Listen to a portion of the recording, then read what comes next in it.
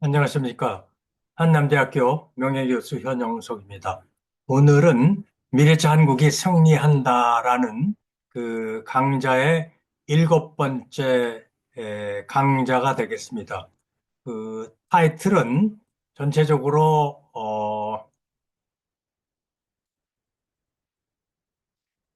한국 자동차 산업의 도전이라는 그런 문제를 살펴보도록 그렇게 하겠습니다.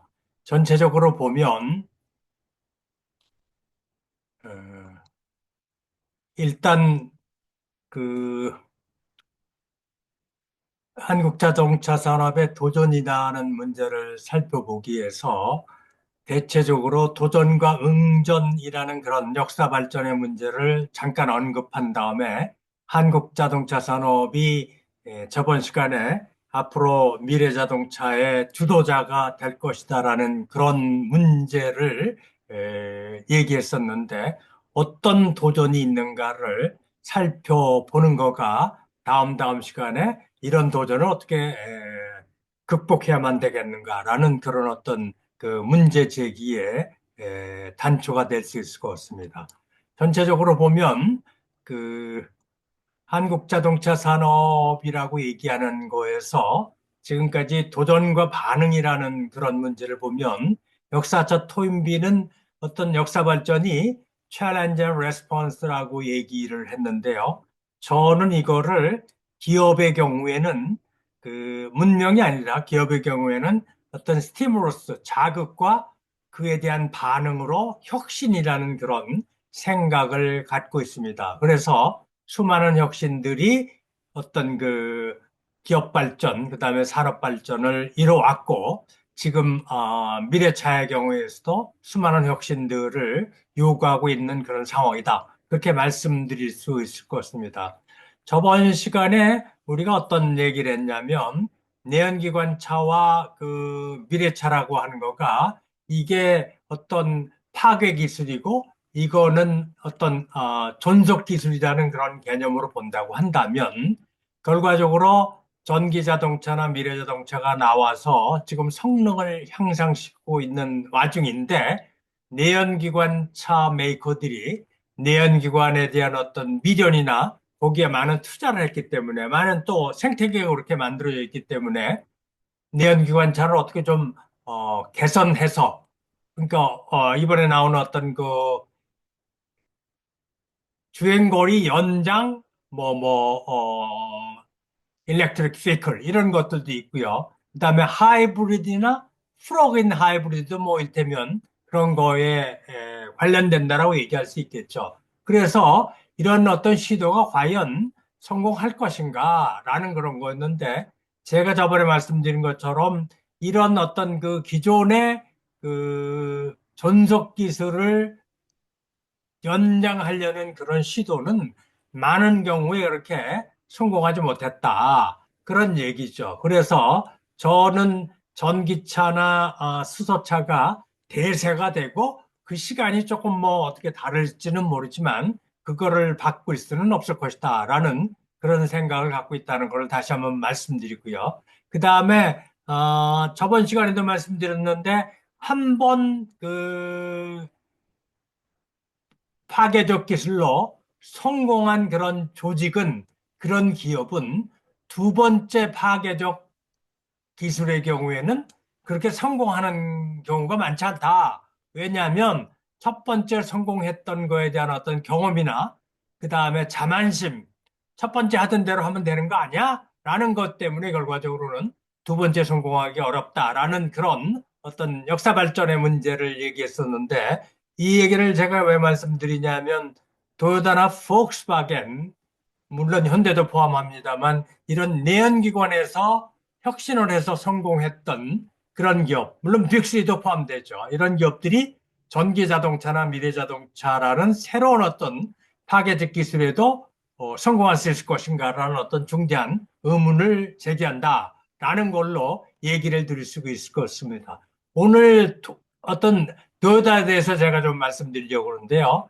원래 1908년에 제너럴 모터스라는 미국 GM이 생겨났고, 그 다음에 1937년 30년 후에 도요타가 생겨났어요. 딱 30년 후에 우리가 얘기하는 현대 자동차가 생겨났고요.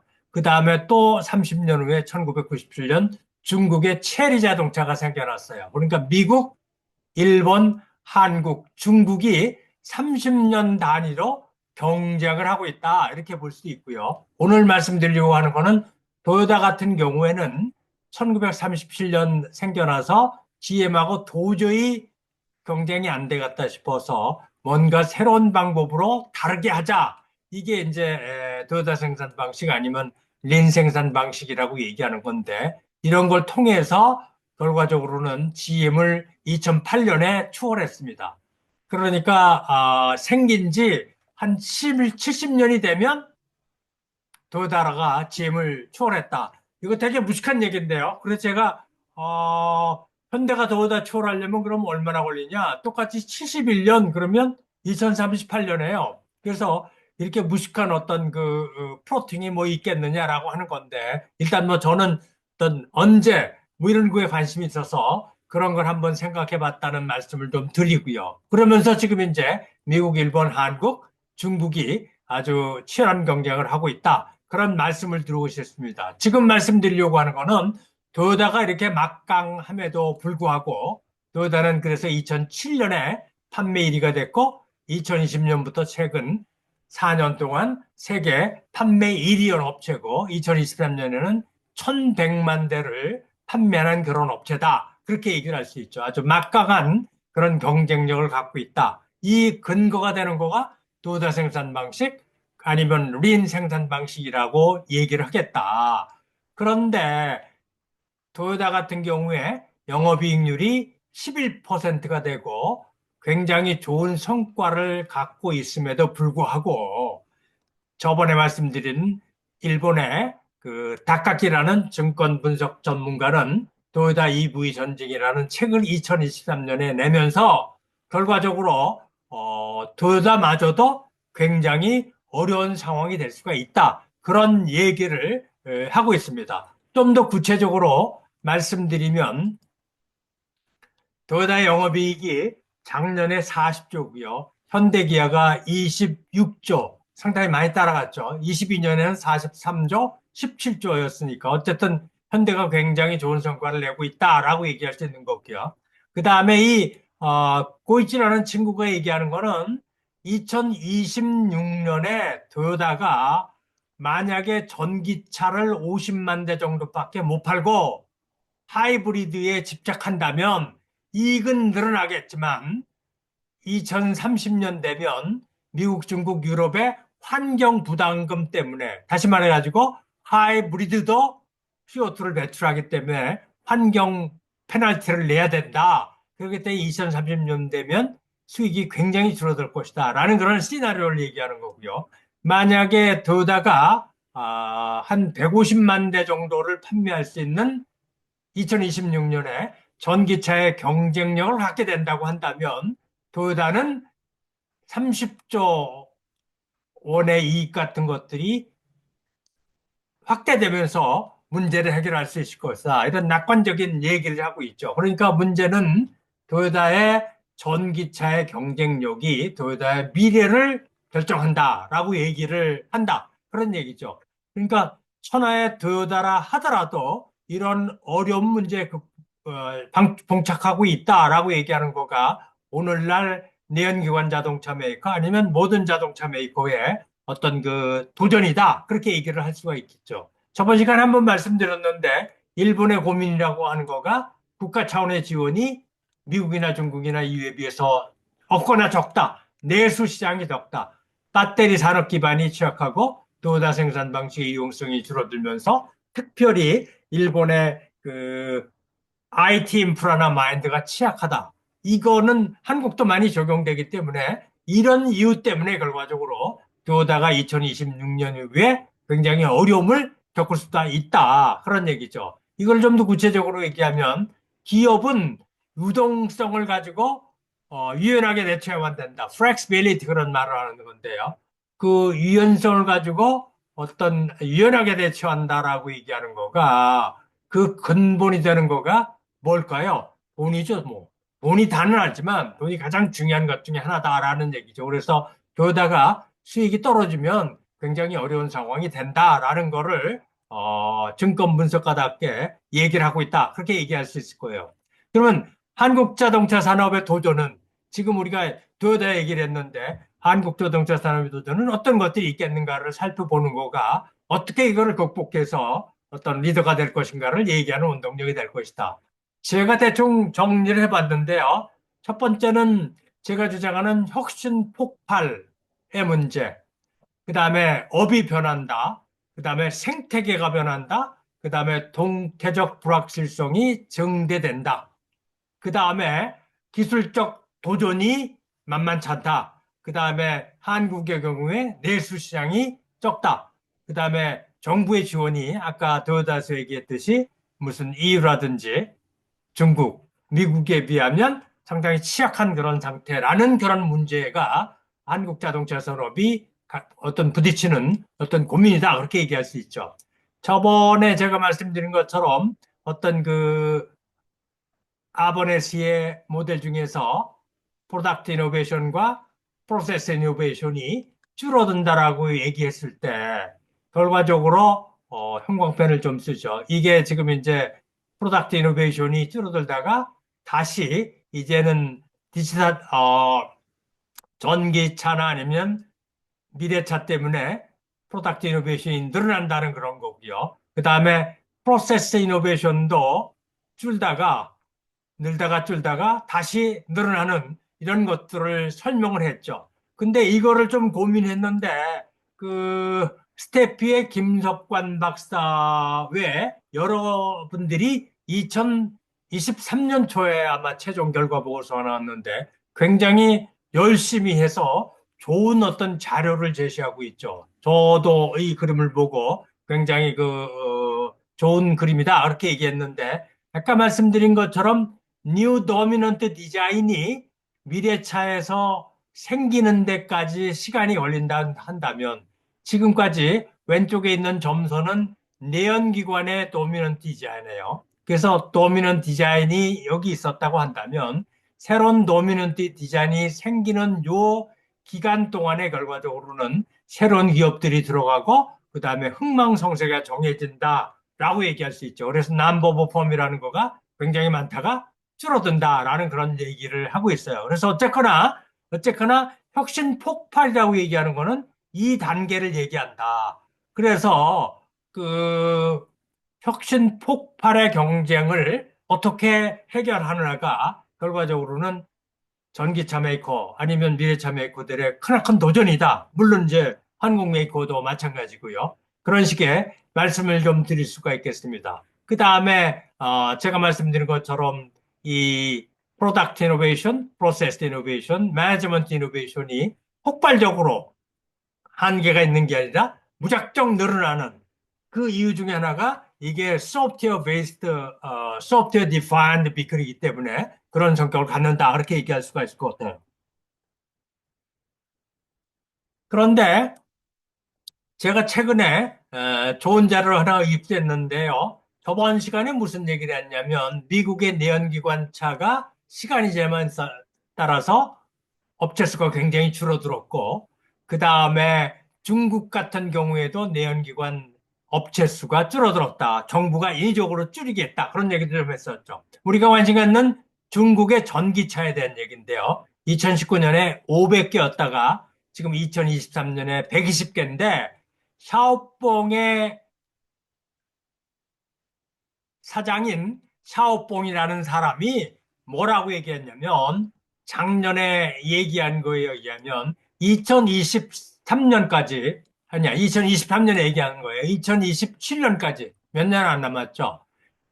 중국의 전기차 업체는 8개가 생존할 것이다. 라는 그런 얘기를 했어요. 이게 물론 뭐 그 기업가가 하는 거니까 어떤 이론적인 논리라는 것보다는 감 가지고 얘기하는 거지만 사실 기업가들의 감이라는 게 굉장히 무서운 것 중에 하나죠. 그러니까 뭐를 얘기하냐면 이게 굉장히 치열한 어떤 경쟁이 수년 내에 벌어져 가지고 그러니까 중국의 중국차 메이커 중에서 100개 이상이 망한다. 망한다는 게 뭐 통합되는 거를 포함해서 이런 걸 얘기할 수 있겠다. 그런 얘기죠. 그러니까 어떤 혁신 폭발 경쟁이 있어서 굉장히 치열한 경쟁이 앞으로 수년 내에 일어난다. 그래서 실제로 중국의 그 새로운 자동차 메이커 니오라든지 샤오퐁, 리오토, 아이토라든지 이런 지코 이런 것들을 포함해서 최근에 전기차의 생산량이 굉장히 많이 늘어나면서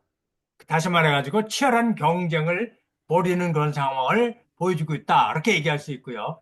그 다음에 그 샤오미에 대해서 얘기했는데요. 샤오미는 여러분들이 아시다시피 핸드폰 메이커잖아요. 근데 핸드폰 메이커가 지금 이제 전기차를 만들어서 3만 불짜리 SU7이라는 모델을 만들었는데 올해 4월에 출시했어요. 3년 전에 얘기했는데 3년 만에 이거를 실제로 만들어가지고 내놨죠. 애플 같은 데는 이거 하려다가 못 탔는데 샤오미 이걸 했어요.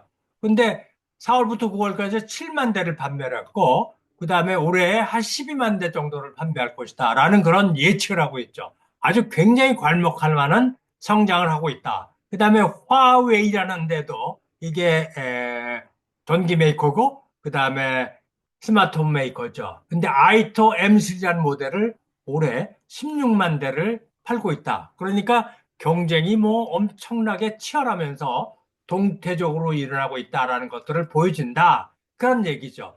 그래서 저번 시간에 항상 얘기하는 것처럼 내연기관 업체하고 신생업체는 과연 어떤 경쟁 강점이 있는가라고 했을 때 신생업체들이 특히 중국 같은 게 있어서는 굉장히 어떤 활발한 전기차 부분은 말할 것도 없고 자율주행차 부분에 있어서 특히 지금 얘기했던 샤오미라든지 그 후아웨이 같은 어떤 그 IT 텍들이 IT 기업들이 굉장히 빠르게 도전적인 경쟁을 만들어내고 있다. 그렇게 말씀드릴 수 있을 것 같아요. 저번 시간에 얘기했던 것들을 한번 보면 그러면 왜 독일의 머르세스 벤츠나 BMW 같은 것들이 굉장히 그 지금 어려움을 겪고 있는데요. 폭스바겐도 말할 것도 없고. 근데 그거를 설명하는 것 중에 하나가 뭐냐면 우리는 오랫동안 브랜드 밸류가 있으니 대충 가격이 좀 비싸도 그 다음에 뭐 배터리 부분이나 아니면 자율주행 부분에 있어서 성능이 조금 떨어진다 한들 우리가 브랜드가 있으니 괜찮지 않겠느냐라는 그런 자만심 같은 걸 한 거가 아닌가라고 우리는 얘기해 볼 수가 있겠다. 특히 노키아 같은 경우도 피처폰에 방심을 해가지고 완전히 스마트폰에서 거덜이 난 것처럼 이런 것들이 어떤 우리한테 레슨을 주겠다. 그런 얘기죠. 그 저번 시간에 말씀드린 것처럼 1차에 성공했던, 내연교환에 성공했던 기업들이 미래차에도 성공하기 어렵다는 얘기가 마치 수에즈 운하를 성공했던 사람들이 파나마 운하를 성공한다라고 성공하게, 그러니까 뭐, 트라이 하다가 실패해가지고 다른 방법으로 했다는 그런 얘기죠. 그러니까 사람들은 1차 ing전에 성공하면 자만심을 갖게 되고, 나름대로 어떤 자긍심 같은 게 있어가지고 오만해진다라는 그런 거죠. 그래서 뭐예요? 오래된 기업들이 망한다. 그런 얘기예요. 오래된 기업이 망하는 게 좋은가요? 안 좋은가요?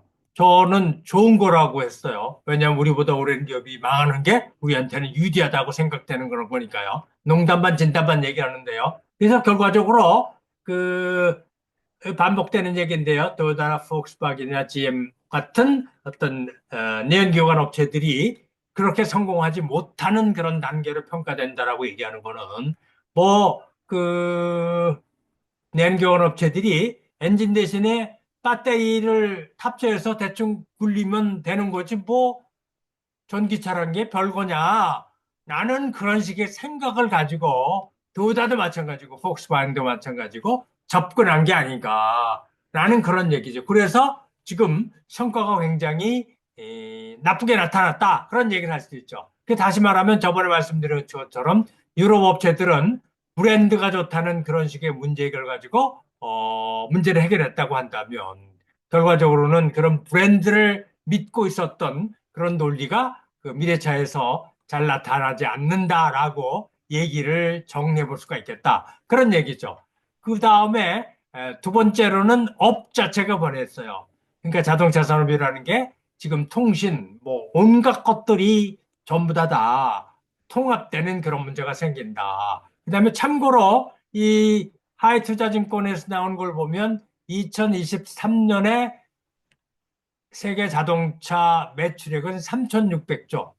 제가 저번에 말씀드린 거는 한 4천조 얘기했었는데요. 이게 어떤 기준으로 하느냐, 뭐 환율 이런 것 갖다 좀 달라질 수 있는데 어쨌든 뭐 이렇게 될 수 있는 거예요. 상대적으로 세미컨덕터 반도체가 710조, 그 다음에 스마트폰이 600조. 지금 우리가 스마트폰, 반도체, 자동차 가지고 이제 죽고 사는 싸움을 하잖아요. 그러니까 우리가 지금 스마트폰도 잘해야 되고 반도체도 물론 잘해야 되고 자동차는 더 잘하면 된다. 라는 거를 상기시키기 위해서 다시 한번 말씀을 좀 드리는 거고요.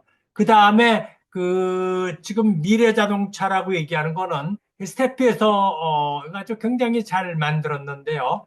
기존의 어떤 기계 부분하고 그 다음에 배터리 부분하고 그 다음에 자율주행 부분이 연계된 세 개의 산업이 융합된 그런 상태다. 그런 얘기죠. 그 융합됐다는 게 듣기는 뭐 괜찮고 그래서 어떠란 얘기냐 하는 그런데 그런 거가 되는데요. 근데 이게 조직으로 본다 한다면 이 자율주행 전자 소프트웨어 부분은 굉장히 빠르게 변모하고 영업이익률도 높죠. 그다음에 사람들이 틀리면 많이 이직하는 그런 어떤 성향을 갖고 있다. 근데 상대적으로 전통적인 기계 산업 같은 경우에서는 그 지식 자체가 암묵지 어떤 그 손끝에 달린 기술이라고 얘기한다고 그러면 자율주행 같은 거는 소프트웨어니까 이게 전부 다 코드가 되는 거죠. 그 다음에 영업이익률이 낮고 사람들이 장기 근속이나 장인 정신 같은 거를 높게 산다 그런 얘기죠. 근데 이런 어떤 그 이율 배반은 아니지만 다른 성격의 산업이 한 곳에서 이루어져야만 된다면 어떤 문제가 있을까요? 리더십의 문제가 있는 거죠. 어떻게 평가를 해만 되느냐? 어떻게 이런 사람들한테 동기를 부여해가지고 기업에 기업에서 안 나가고 문제를 잘 해결할 수 있겠느냐라는 그런 문제가 어떤 그 미래자동차 산업에 있어서의 조직 관리에 굉장히 어려운 것 중에 하나다. 그러니까 폭스바겐 같은 경우에 전통적인 기계 부분의 영향력이 굉장히 세니까 이쪽 소프트웨어 부분이 발붙이기가 쉽지 않아서 결과적으로 불화가 많이 일어나면서 뭐 최후 경제가 바뀌고 지금도 어려운 상황이라고 얘기하는 거가 이런 문제를 보여준다. 그렇게 얘기할 수 있죠. 그 다음에 이거는 이제 반복되는 얘기죠. 이 새로운 부분과 옛날에 있던 부분, 조금 변화하는 부분이 어떤 미래 자동차의 상황을 얘기해 준다. 그렇게 얘기를 좀 드릴 수 있고요. 그 다음에 저번에 한번 말씀드렸는데 자동차라고 얘기하는 거는 일관 조립형이어가지고 조금 전에 얘기한 것처럼 오랜 기간의 기술 축적 및 발전, 그러니까 손끝에 달린 기술이라는 장인 기술이 중요한 기술의 원천이라고 얘기한다고 한다면 지금 미래차의 경우에 소프트웨어 디파인드 비클 같은 경우에는 이런 오래된 축적이 아니라 결과적으로 제품을 어떻게 설계하느냐, 소프트웨어가 어떻게 설계되느냐라고 하는 거가 더 중요한 경제 원천이 된다. 그런 얘기죠. 그래서 어떤 내연기관 자동차에서 많이 얘기하는 거가 라이드 앤드 핸들링이라는 얘기죠. 그러니까 승차감, 그 다음에 어떤 운전하는 어떤 즐거움, 이게 굉장히 중요하게 오랫동안 얘기되었죠. 그러니까 그, 머르세스 벤츠라든지 BMW 같은 거. 그러니까 유럽의 자동차 회사들의 핸들은 저는 BMW나 머르세스 벤츠를 몰아보지는 않아서 정확하게는 잘 모르겠는데 이게 좀 딱딱하면서 어떻게 좀 유연한 그런 거죠. 근데 그 이유 중에 하나가 유럽의 도로들은 밑에다가 돌을 깔아놨잖아요. 옛날 마차 때문에. 그러니까 그런 데서 스티리형이 잘 될 수 있도록, 그 다음에 골목길을 잘하게 할 수 있도록 그런 어떤 모터 드리븐 스티어링 시스템이라는 얘기인데요. 그런 것들을 하면서 운전하는 맛을 주게 하는 그런 거다. 근데 미국 차들은 그냥 막 움직이는 거죠. 그래서 이게 굉장히 중요시되는 그런 거라고 얘기할 수 있어요. 그래서 이거는 20년 이상의 경험을 갖고 감을 갖고 있는 이게 뭐 암묵지 형태로 전달되는 그런 어떤 경쟁 강점의 원천이라고 얘기한다고 한다면 이 말씀을 왜 드냐면 조금 전에 얘기했던 샤오미를 중국에 있는 전자공학 엔지니어가 2024년 9월 인수하면서 자기는 샤오미를 운송기관이라기보다는 디지털 커넥티비티, 디지털 연결이라는 거를 염두에 두면서 이 차를 샀다. 그러니까 자기가 샤오미 핸드폰을 쓰기도 하고, 그다음에 많은 전자제품을 연결해 가지고 썼는데, 이 샤오미 미래차라고 얘기하는 거가 결과적으로 이런 연결의 일환이 되기 때문에 이걸 썼다. 그런 얘기죠.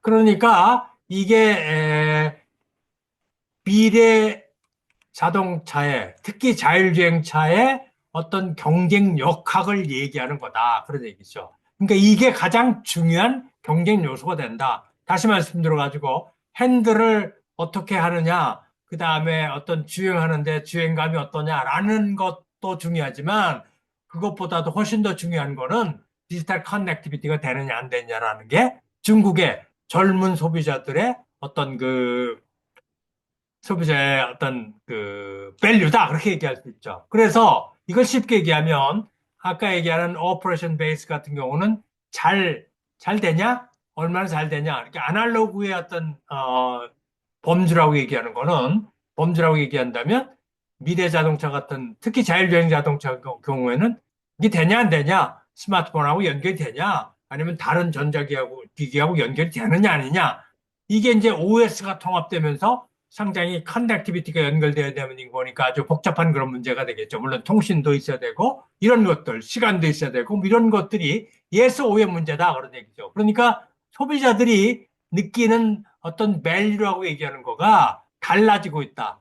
물론 금방 달라지지는 않을 거예요. 그렇지만 그 중국의 젊은 소비자들의 경우에 이거가 달라지고 있다는 거를 한 예를 보이기 때문에 현재 중국이 굉장히 큰 시장이잖아요. 그러니까 이런 것들이 결과적으로 업이 바뀌면서 그 기존의 자동차 회사들이 극복해야만 되는 도전으로 얘기할 수가 있겠다. 그다음에 저번 시간에 얘기했지만 전기차는 결점이 조금 더 많다 하라는 그런 거죠. 그렇지만 뭐 전기차를 좋아하는 사람들은 그걸 수용하겠다라는 그런 입장이라는 거고요. 그다음에 가치 사슬의 변화라고 얘기하는 거는 옛날에 내연기관 자동차는 연구 개발해가지고 부품 구매해가지고 조립해가지고 마케팅, 애프터 서비스 하는 그런 거였다라고 얘기한다면 지금 이제 미래 전기동력 자율주행 같은 경우에 있어서는 연구개발 및 설계와 그 다음에 조립 생산 이런 것들이 일관되게 맞지만 여기에서 이런 어떤 그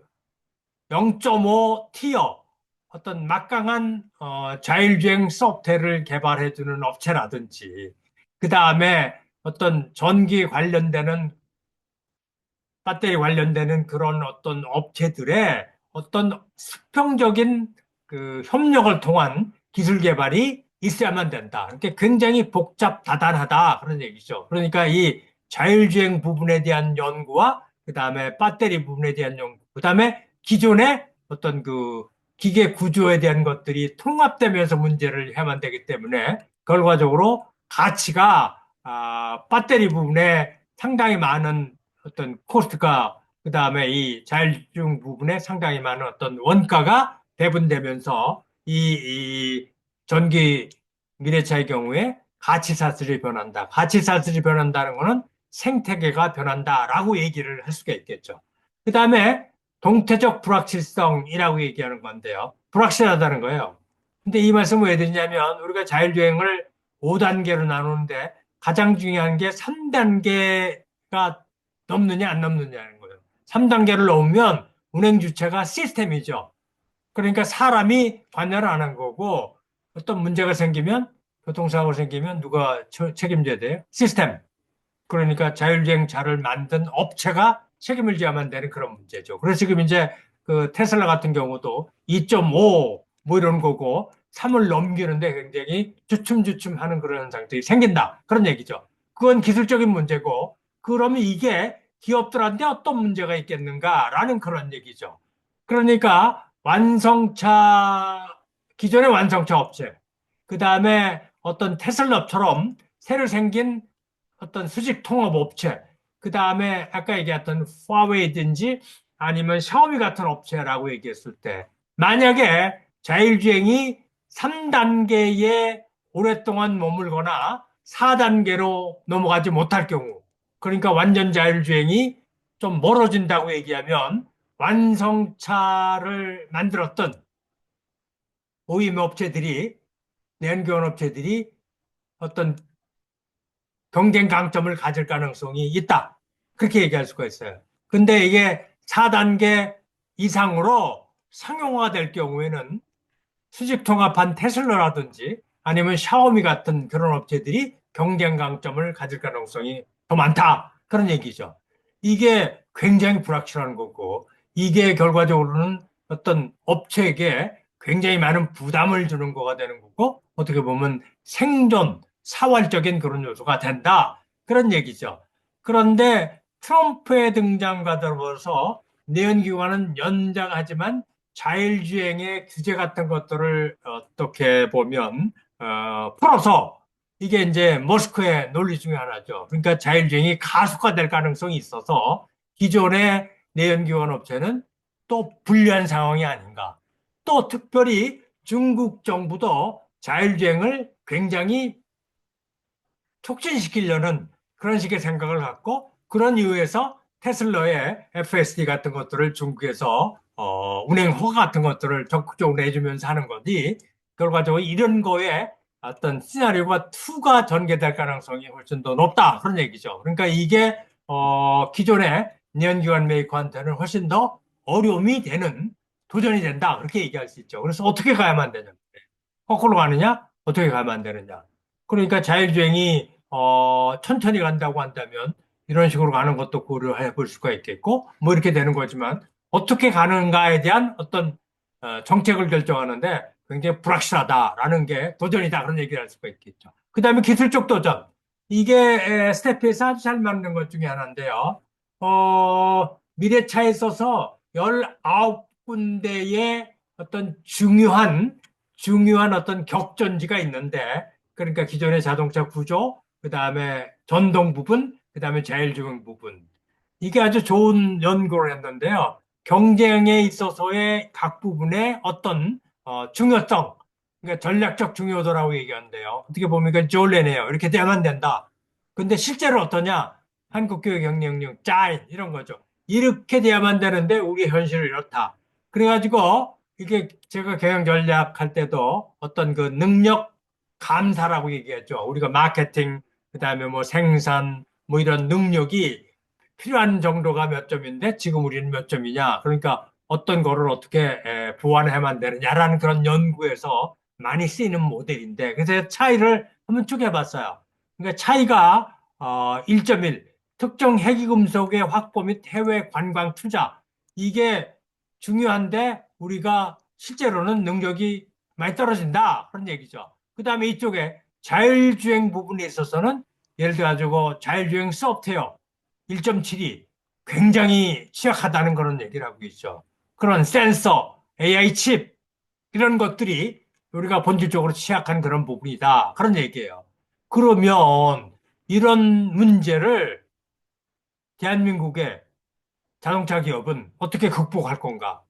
라는 거가 기술적 도전에서 아주 심각한 그런 어떤 그 문제다. 그렇게 얘기를 할 수가 있게 되겠죠. 이게 스태피에서 아주 굉장히 잘 만드는 그런 연구라고 얘기할 수 있는데요. 그래서 지금 말씀드린 것처럼 핵심 역량이 우리나라 자동차 회사가 있다면 내연기관과 그 다음에 새로운 역량, 시장이 어떻게 되느냐라는 거에 따라서 결과적으로는 자율주행이 어떻게 빨리 진전되느냐에 따라서 움직이는 어떤 표적을 맞춰야만 되는 그런 문제다. 그런 얘기죠. 움직이는 표적을, 그러니까 한포석격할 때 이쪽에 있는 배도 움직이고 저쪽에 있는 배도 움직인다고 한다면 움직이는 배에서 다른 움직이는 물체를 타격해야만 되는 그런 문제라고 얘기한다면 지금 움직이는 목표물을 어떻게 움직일지도 잘 모르는 그런 것들을 해결해야만 되는 거가 지금 미래차 산업의 도전이다. 그런 말씀 좀 드릴 수 있죠. 그 다음에 그래서 소프트웨어 역량을 강화하기 위해서 폭스바겐이나 머르세스 벤츠나 현대 이런 데서 굉장히 많은 노력을 하고 있다. 기존 메이커들이. 왜? 이 스타트업들 같은 경우라든지 어떤 그 IT 업체들 같은 경우는 어떤 자율주행 소프트웨어에 대한 역량이 어떤 앞서갔기 때문에 이렇게 빨리 캐치업해야만 되는 그런 문제가 있다. 그런 얘기죠. 근데 이게 그렇게 성공적이 아니다. 현대 같은 경우에 있어서도 소프트웨어 인력을 확보하는데 애로사항이 있고, 그 다음에 자회사를 통해서 문제를 해결하는데도 쉽지 않은 그런 문제다. 이게 폭스바겐을 말할 것도 없고 도요타도 마찬가지 그런 문제죠. 그래서 RN이라는 그 어떤 소프트웨어 회사가 제대로 잘 안 돼가지고 도요타의 사장이 바뀌는 2013년에 사또라는 엔지니어 출신의 사장이 아키오 도요타를 대신해서 CEO에 등극되는 그런 문제들이 나타나고 있다. 그러니까 아주 굉장히 본질적인 도전이다. 그렇게 얘기할 수 있죠. 그 다음에 내수장의 크기. 한국의 내수장은 한 170만 대 정도가 된다는 얘기죠. 근데 중국은 3천만 대, 4천만 대, 미국은 1,500만 대. 이건 뭐를 얘기하냐면 미국이나 중국은 자기네들만을 위한 OS를 만들 수가 있다. 운영체제를 만들 수가 있다. 기술도 필요하지만 물론 안 되면 뭐 우리 중국만 쓰지, 안 되면 미국만 쓰지 이렇게 하면 되는데 우리는 안 되면 한국만 쓰지 이건 안 된다는 얘기죠. 그러니까 세계 시장을 향해서 해야만 되는 거니까 그 OS가 범용성이 있어야만 된다는 거가 우리 한국이 갖고 있는 일본도 마찬가지죠. 그런 어떤 본질적인 고민이다라고 얘기를 한다고 한다면 내수시장이 크다는 것도 굉장히 경쟁 강점이고 내수시장이 적다는 거가 어떤 경쟁 약점이 된다. 그렇지만 스마트폰 같은 경우에도 한국의 내수시장이 세계 시장, 중국이나 아니면 어떤 유럽이나 미국 시장만 못하지만 크기는 한국의 삼성전자는 스마트폰에서 성공했다라는 그런 어떤 경험을 스마트카에서도 우리가 원용할 수 있지 않겠는가 그런 얘기죠. 그래서 반복된 얘기지만 수요, 내수 시장의 수요와 성격이라는 게 어떤 국가 경쟁력, 산업 경쟁력을 만드는데 굉장히 중요한 요소다라는 거를 다시 한번 언급을 할 수가 있고요. 그다음에 정부 지원. 아까 어떤 15개, 19개의 중요한 어떤 기술 격전지에서 그 차이가 굉장히 많이 난다고 그랬죠. 그럼 이걸 어떻게 극복해만 되느냐? 어떤 것들은 기업 스스로 해만 되는 것도 있지만 기업 스스로 하기가 어려운 그런 것들이 많죠. 그러니까 이거를 정부가 R&D 지원을 한다든지 기업에게 아니면 창업 펀드를 조성해서 벤처 기업들이 많이 생겨서 그런 기술을 개발하게 한다든지 아니면 해외 자원 투자라든지 공무원 안정 같은 걸 통해서 아까 말씀드렸던 특정 회계 분석의 확보 및 해외 광산 투자라고 얘기하는 것들을 정부가 도와줘야만 된다고 한다면 이게 정부의 지원이라고 얘기하는 거가 한국의 경우에 반복된 얘기지만 미국이나 유럽이나 중국에 비해서 상대적으로 약할 수밖에 없다는 건 아니지만 약할 수 있는 가능성이 굉장히 많다. 그런 얘기가 되는 거죠. 그래서 다이아몬드 그 모델 가지고 한번 얘기를 해보면 미국은 기술이 막강하고요. 그다음에 시장도 크고 그다음에 기업 전략과 구조에서 막강한 경쟁자들이 있죠. 테슬라도 있고 리비안, 루시드, GM 포드 뭐 이런 치열한 경쟁을 하고 있는 반면에 관련 지원 산업에 구글, 애플, 뭐 엔비디아라든지 아마존 뭐 이런 것들도 있죠. 마이크로소프트 있고. 그다음에 정부의 경우에 이번에 트럼프 정부의 강력한 지원이 있다라고 얘기한다면 중국 같은 경우도 전후비 그다음에 시장 왕창 크죠. 그다음에 아까 얘기하는 120개 그 전기 자동차 메이커들이 있어서 아주 하이퍼 컴페티션 초경쟁 상황이고 그다음에 배터리에 어떤 백그라운드도 굉장히 많이 있다 그런 얘기죠. 그러면 한국 같은 경우에 내수량이 제한돼 있다. 제일 많을 때가 170만 대예요. 그러니까 420만 대 만들어서 250만 대 수출하고 내수로 170만 대 쓰는 그런 상황이다라는 얘기죠. 그다음에 국내 시장 경쟁이 국내 메이커 간에는 없다 그런 얘기죠. 뭐 물론 이제 테슬라나 BYD나 이런 애들이 한국 시장에 들어와서 경쟁을 해야만 되는 그런 상황이다. 그러니까 경쟁의 성격이 조금 다르다. 그런 얘기죠. 그 다음에 다양스러운 거는 배터리라든지 그 다음에 세미컨덕터 같은 경우에 한국이 갖고 있는 어떤 그 다이나믹 코리아 IT 부분의 경쟁 강점이 상당히 많이 있다라는 그런 거죠. 그 다음에 정부의 역할이라고 지금 얘기하기는 쉽지 않은데 어떤 정부가 나름대로 굉장히 많이 노력하고요. 그 다음에 제가 여기에 쓴 거는 한국의 경쟁력이라고 얘기하는 거는 이런 요소나 수요보다는 오히려 사람, 기업가, 근로자, 노동자, 전문가들의 파워가 한국 경제를 이루는데 도움이 됐다고 한다면 스마트폰에도 그런 논리가 있다고 한다면 스마트카에서도 이런 것들이 기대될 수 있는 어떤 우리의 어떤 경쟁 요소가 될 수 있을 것이다. 그러니까 우리가 이런 강좌를 통해서 어떤 자신감을 갖고 조금 더 문제를 해결하려는 전문적인 노력을 축적하는 거가 문제 해결의 관건이다. 그렇게 얘기를 할 수가 있겠죠. 그래서 이 시사점이라고 얘기하는 거는 특별히 혁신 폭발 경쟁이 아주 굉장히 치열하다는 거고요. 이게 단기간 어떤 하이퍼 컴페티션, 초경쟁 상황이다. 그러니까 지금 잘 버텨야 된다. 그런 얘기가 되겠죠. 그래서 아까 말씀드린 것처럼 잘못하면トヨタ같은 경우에도 2026년에 전기차 제대로 못하면 문제가 될 수 있다. 그런 얘기죠. 그 다음에 산업 변화라고 얘기했을 때 지배구조, 리더, 아까 전기화학, 그 다음에 기계가 어우러지는 그런 조직을 운영해만 된다면 리더는 어떤 리더가 필요하고 조직은 어떻게 형성돼야만 되는가. 그 나중에 조금 얘기를 할 텐데요. 평가를 어떤 식으로 해야만 되는가. 그러니까 이 소프트웨어 부분에 있는 사람하고 기계 부분에 있는 사람의 평가를 다른 방법으로 평가를 해야만 되는 그런 문제가 있었을 때 이런 문제를 조직 내에서 어떻게 수용할 건가 그런 얘기죠. 생태계 변화. 그러니까 굉장히 복잡한 연구개발 생태계가 있는다고 했을 때 기존의 어떤 기계구조보다는 훨씬 복잡한 형태로 연구개발의 문제를 바로야만 된다는 그런 문제가 되는 거고요. 그다음에 동태석 불확실성이라는 건 아까 설명했죠. 그다음에 기술 대응에 있어서 잠깐 언급했는데 0.5 티어 아주 그 슈퍼파워한 어떤 OS 아니면 소프트웨어 메이커를 소프트웨어 메이커하고 자동차 기업이 어떻게 협력해야만 되는가 하는 그런 문제고요. 그다음에 시험 및 경쟁에 있어서 한국 경우에는 경쟁자가 없죠.